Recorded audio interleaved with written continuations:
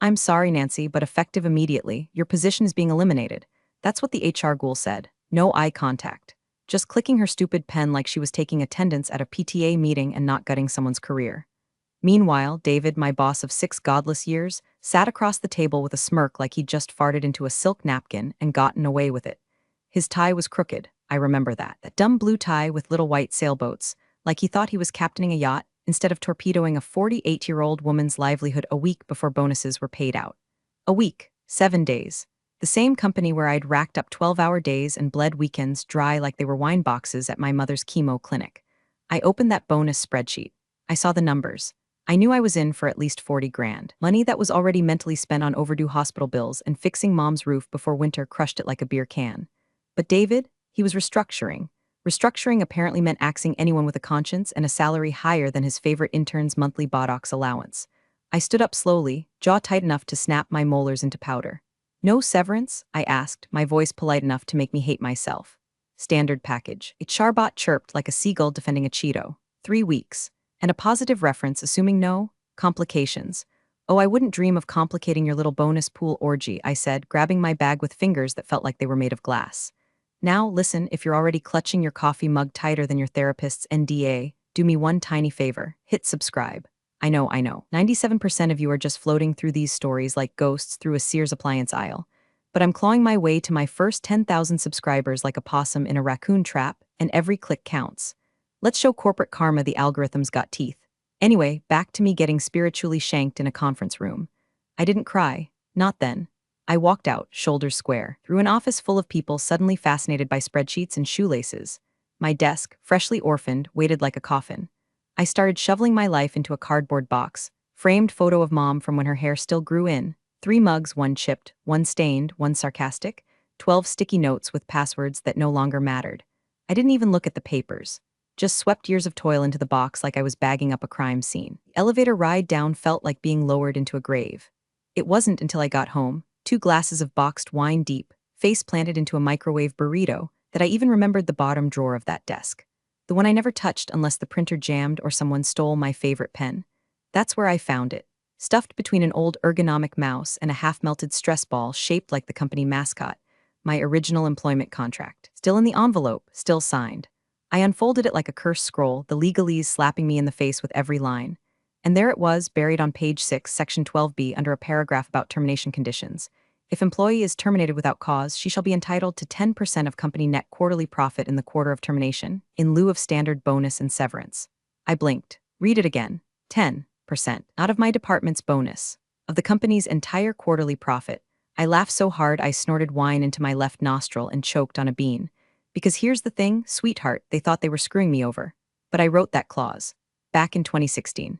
When the company was still run by people who had souls and believed in rewarding long-term loyalty.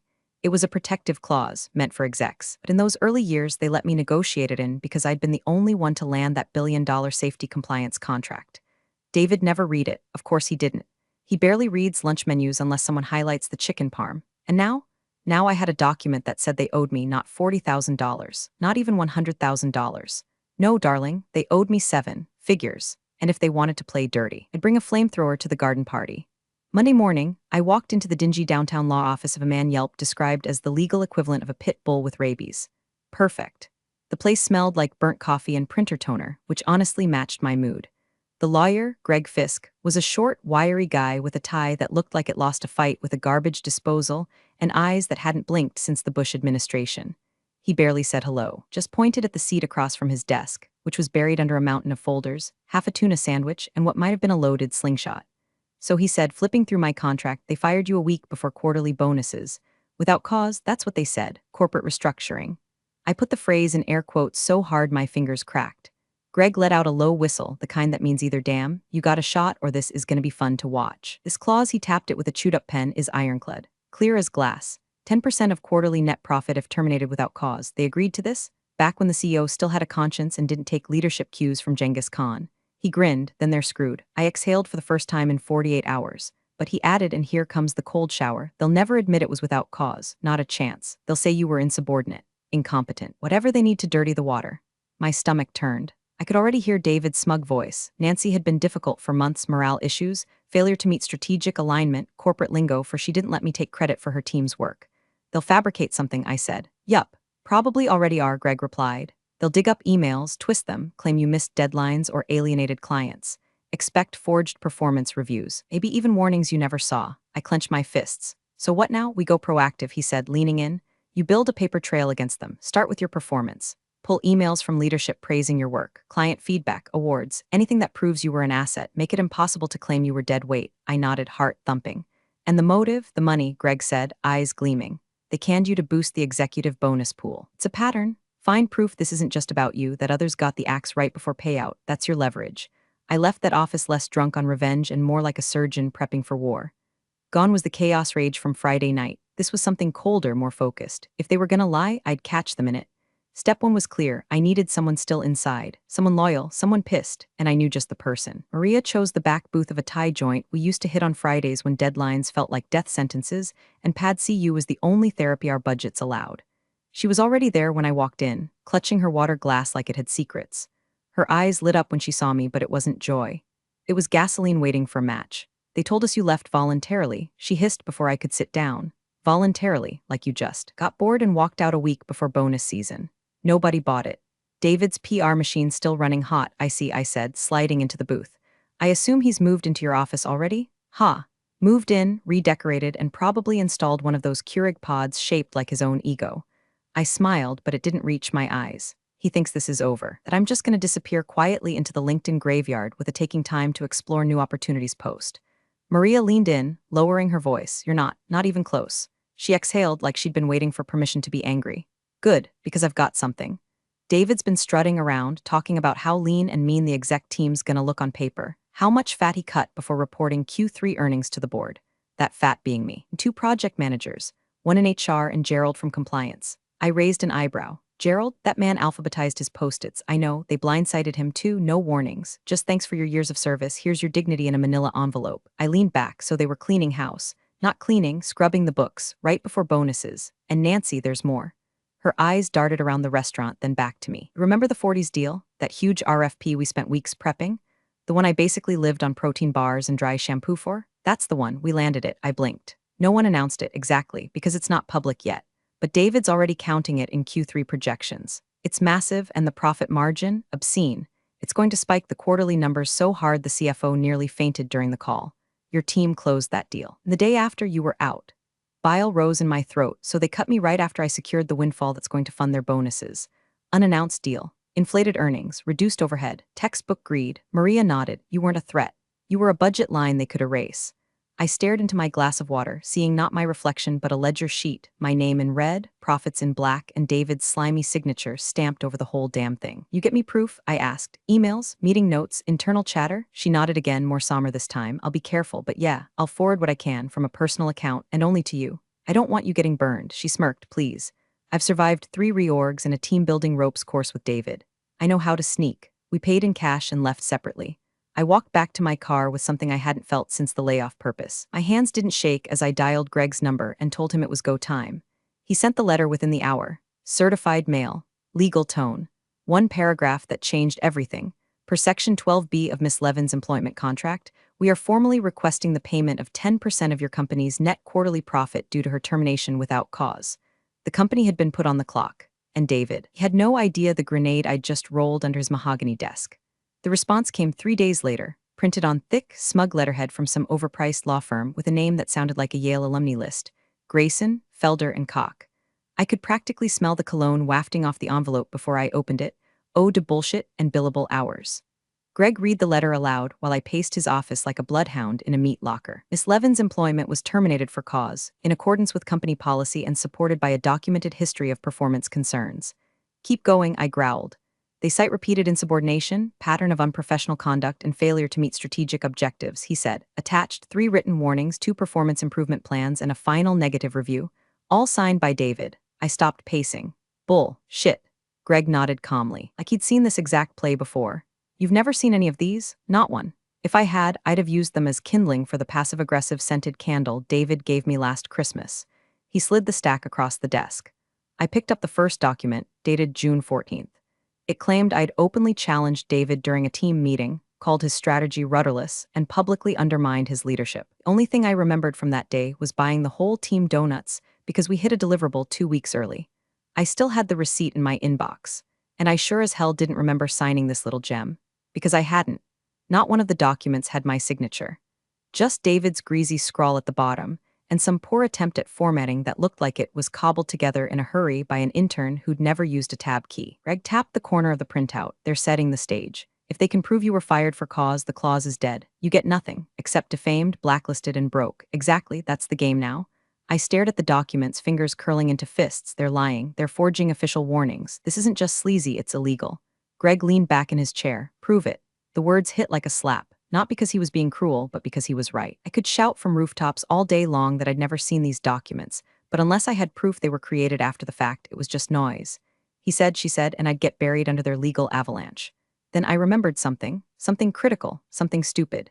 David never wrote his own performance reviews, I said slowly. He didn't even know how. He'd email the template to his admin and tell her to fill it in with something that sounds like leadership. Greg raised an eyebrow. You think the admin wrote these? No, I said, but if he did, he used his computer, which means there's metadata. I pulled out my phone and started typing a message to Maria. It was time to go deeper.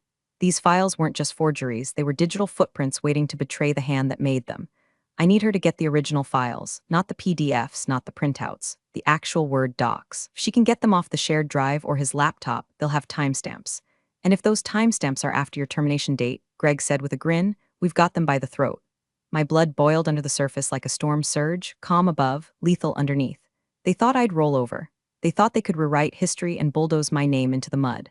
But David made one fatal mistake. He underestimated the one person who kept receipts for everything. I wasn't just coming for my money anymore. I was coming for their reputation, and I was bringing fire.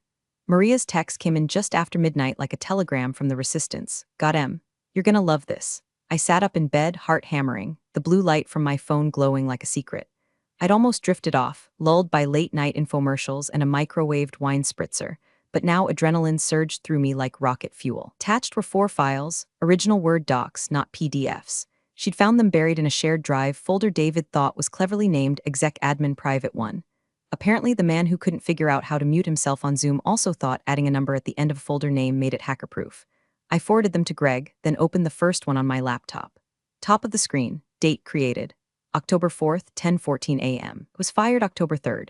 They forged the warnings after I was already out the door. Every single one. I laughed, loud, unhinged, like a woman who just found a diamond ring in a bag of dog poop. Not elegant, but goddamn satisfying. The neighbors probably thought I was drunk or hexing someone. Greg called 3 minutes later, sounding like a kid on Christmas Eve with a flamethrower. This is it, he said, voice breathless. This is your smoking gun. There's no spinning this. If we show this to a judge, or even hint we might, they'll cave so fast it'll leave scorch marks. I opened the next message from Maria. This one had a spreadsheet, preliminary Q3 earnings forecast. It was titled, Internal Use Only. It listed every major contract signed that quarter, including the still unannounced 40s deal. My team's deal. Bottom line, $38.6 million net profit projected. I stared at the number, chest tightening. Then I did the math. 10%, $3.86 million. That wasn't a bonus. That was a lottery ticket. That was Mom's medical debt incinerated. That was buying back every hour I'd ever spent biting my tongue in a meeting while David mispronounced synergy. I stared at the figure, stunned, while Greg kept talking in my ear about strategic next moves and courtroom leverage and settlement probabilities. But all I could think about was how badly they'd screwed up. They could have fired me clean, could have just eaten the payout and moved on. But no, they got greedy, they lied. And now they'd handed me the rope to hang them with. This wasn't about clawing back my dignity anymore. I already had that. This was about putting a leash on their smugness. About making sure no one else got gutted just to pad an exec's Christmas stock options. I told Greg to hold off on any more letters. Not yet, I said. We don't just hit them with this. He was quiet for a beat. What do? We set the table, I said. We make them think they still have the upper hand. Let them feel safe. Then we flip it over. I was done playing defense. Now I was laying the trap. The envelope showed up 2 days later, hand-delivered by a courier who looked like he'd rather be delivering subpoenas. Didn't even need to open it to know what it was. The timing reeked of panic sweat and deodorized desperation. Inside, a 5-page offer written in the kind of sanitized legalese that tries really hard to sound generous while also trying not to choke on its own cowardice. A one-time payout of $150,000. That was their idea of mercy. A hush-money pittance dressed up as magnanimity. It didn't even come close to the bonus I'd already earned, let alone the contract clause. No mention of wrongdoing. No admission of fault, just a line about the interests of closure and goodwill. Greg scanned it and smirked like someone watching a toddler try to bluff at poker. They're scared, they know we've got something, they just don't know how much. Good, I said. Let's keep it that way. Then, like fate had decided to send in the cavalry, I got an email from Frank Eldridge. Now, Frank wasn't the type to make waves, and he still worked at the company. He was the quiet guy in finance who always had a spreadsheet open and a mug that said I excel at numbers. The only time I ever saw him raise his voice was when someone moved the shared printer without telling him. So when I read his message, short, clipped, and full of barely contained rage, I knew something was deeply rotten. Heard what happened. Got some things you might want to see. I was let go after raising questions about Q3 earnings adjustments. They're hiding something. Let me know if you're willing to talk. We met at a diner off the highway, the kind of place with cracked vinyl booths and waitresses who call everyone Han. Frank looked like hell, eyes sunken, tie askew, fingers twitching against his coffee mug like they were still typing invisible numbers. They fired me 3 days after I flagged the 40s accounting entries, he said. Revenue recognition was all wrong. Deferred income was being dumped into Q3 to make it look like an immediate spike. For the bonuses, he nodded grimly. I tried to escalate, got shut down, then called into HR for a confidential review. 2 days later, I was out, restructuring. He made air quotes so sharp they could slice bread. Then he pulled a flash drive from his pocket.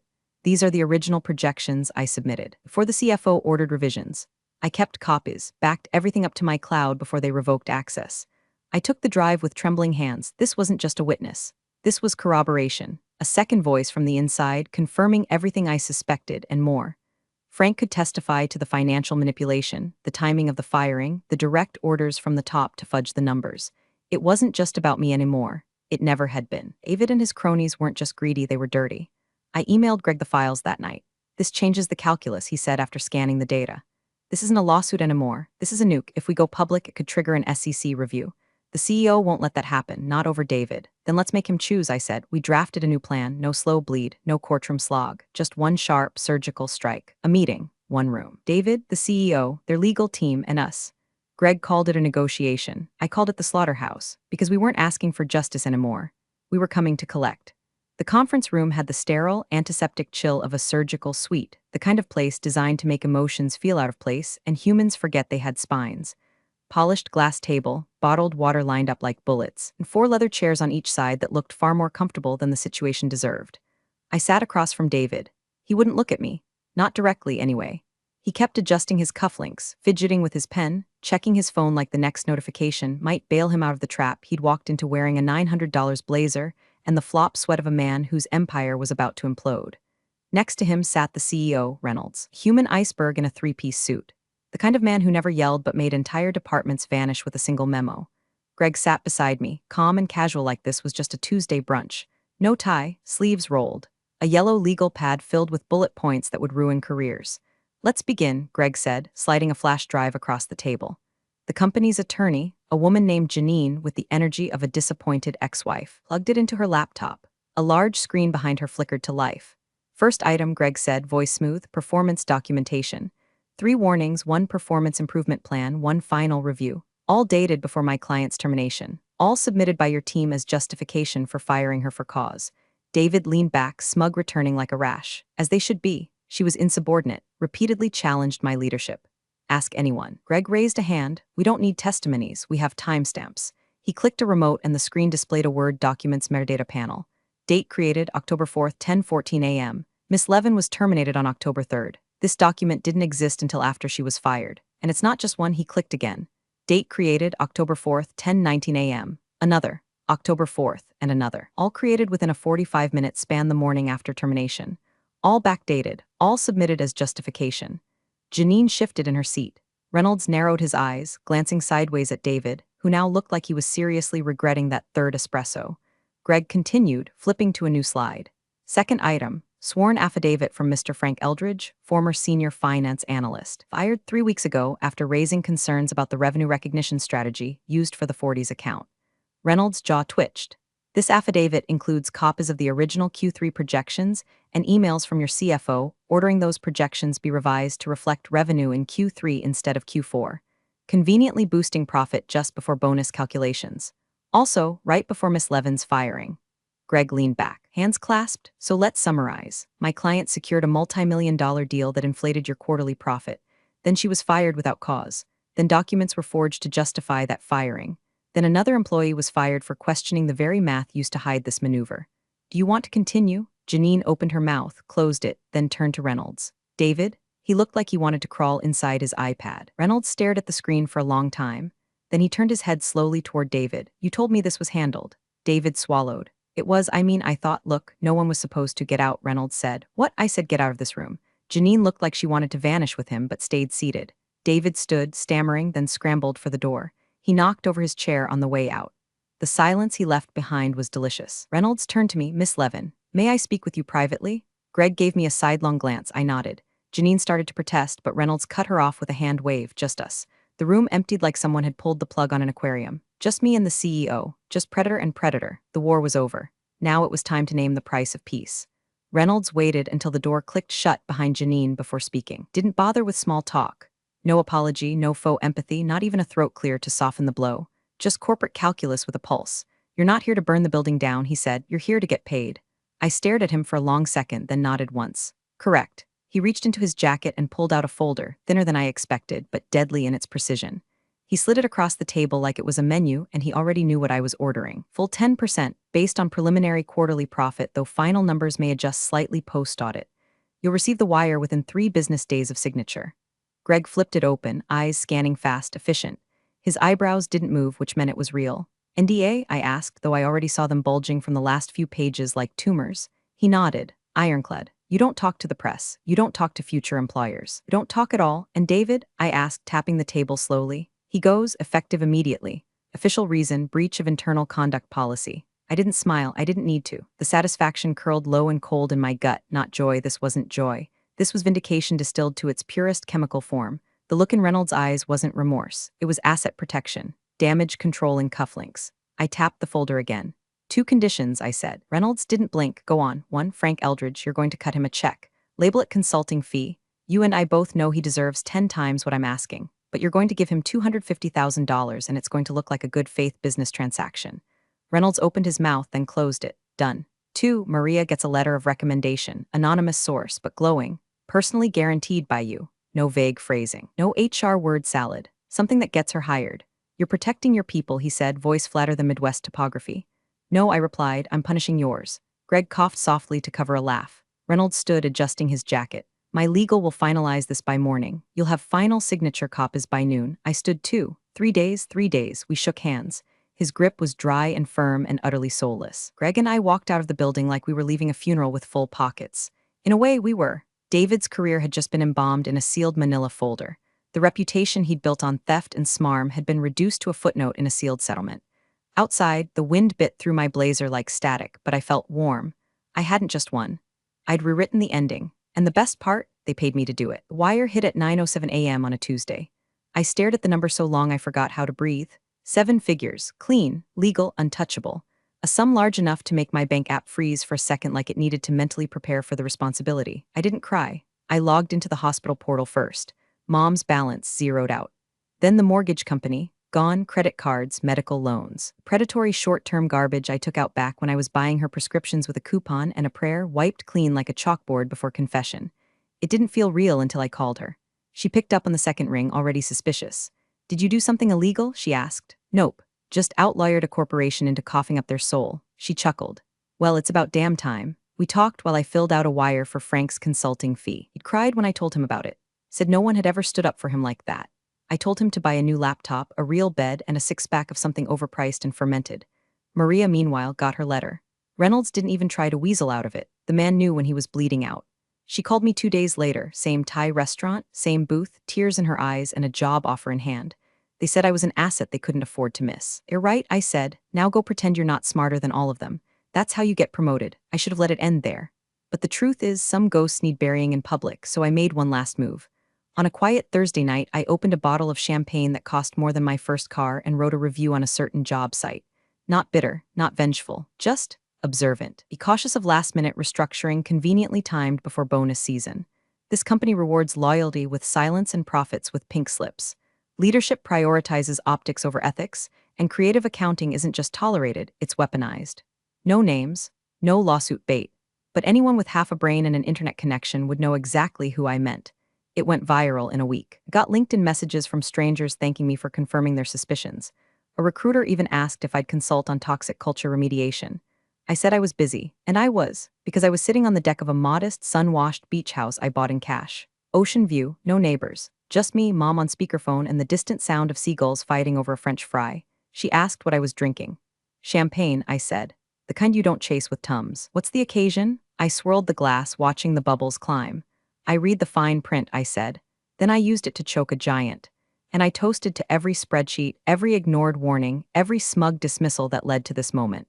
Because some bridges deserve to be burned, and some exits deserve fireworks. You're the real MVPs of the office jungle. Thanks for watching. Smash that subscribe button, or the coffee pot might just forget your next brew.